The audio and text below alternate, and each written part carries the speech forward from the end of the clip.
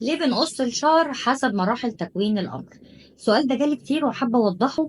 بصوا، مبدئيا في ناس اختلفت وناس اتفقت.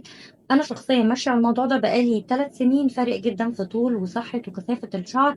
لأن أولا الجزء التالف اللي موجود في آخر الشعراية ده مبدئيا كده لو ما شلناهوش هيبتدي يطلع التلف ده على باقي الشعراية، فيبوظ لي الشعراية كلها.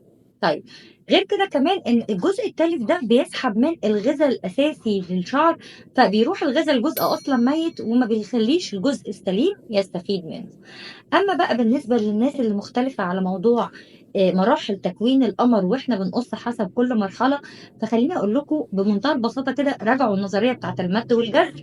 وعايزة أقول لكم إن دي أصلًا عادة من شرق آسيا الناس بتتّبعها في موضوع قص الشعر وفارقة جدًا، ونسبة المَيّة في الجسم أثناء القص أصلًا بتأثّر على الموضوع ده.